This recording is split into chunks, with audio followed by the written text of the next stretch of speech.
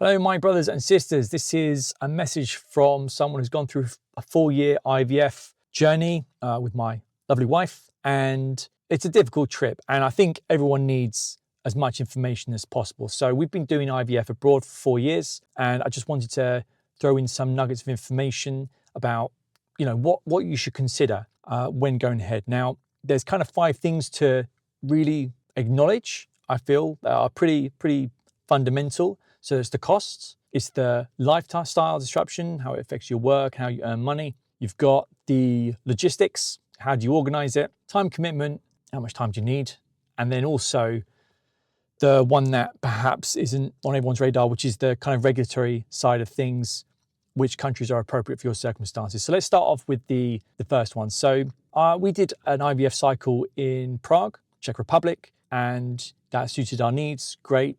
But just the price, overall price from the clinic isn't going to encompass all the costs. So you have the medication, you've got accommodation, flights, etc. Now, in reality, I've just booked, again, some more flights this is 2026. This is April. This is when Iran's happening, whatever. We've just got 2 flights for £100 each. So 200 quid to go to Prague. In the grand scheme of things, that's nothing. I got them really short notice, 5 days notice. Accommodation, if you're booking for hotels and things, it's getting more expensive in Prague now.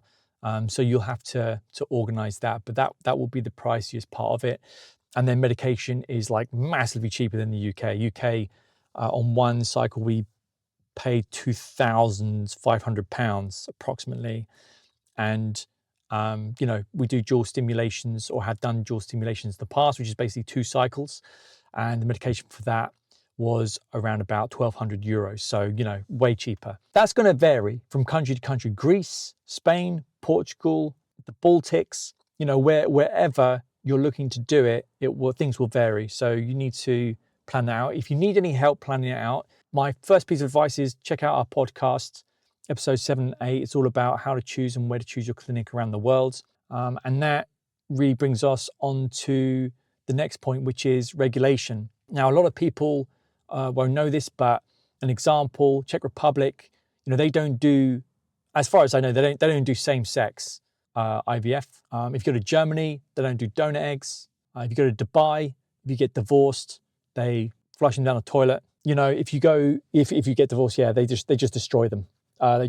So, and again, donor policies will vary. So, for example, in the UK, you can have the option of the child finding out who their donor parents are at 18, whereas in Spain, Portugal, they don't. It will always be completely anonymous. So there's loads of little bits of information that you need to know about that, and then also how they choose the embryo, what they choose as acceptable quality. If you're in a situation where embryos are like gold dust for us, then even if they're poor quality, because they can self-correct, you still want to risk using one that isn't great quality. But some clinics will, throw away low-quality embryos, mosaic embryos, all that kind of stuff. So you need to know and ask, what those questions are, what the regulation is inside the country, and then what the clinic's policy is on that. But we'll do another video on that. And I talk about that throughout a number of different podcast episodes as well. So again, check out the podcast, the fertility workshop. So next, logistics. Logistics will affect how it's tied into your costs. So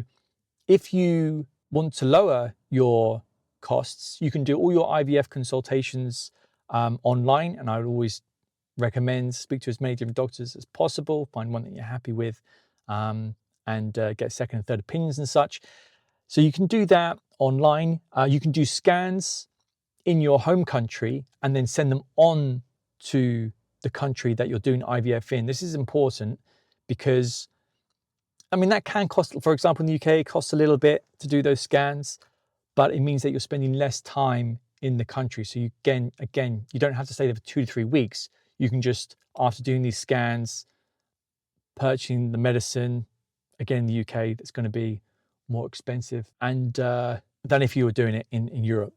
So that's got to be organized, and you got to keep that in mind in order to keep your costs low so that you can do as many cycles as you need to, because it's not always a home run, guys. So what about time? Time, right? We're all working, we're all busy, we're all doing things.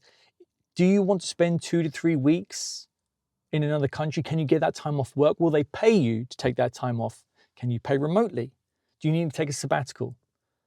If you can take a sabbatical, if you can take paid leaves, or you can take unpaid leave that you're happy to do, you can make a holiday of it. That's great. Brings down the stress, not just having to fly somewhere for 3 days and then off, back again.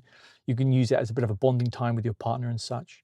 So there's all these different bits and pieces to consider with time, because all our situations are different. So I think that's the biggest kind of. So I think I've covered, within this 7 minutes or so, those 5 primary considerations you need to make: logistics, costs, looking at the time that you need, the regulation that you need to acknowledge, and then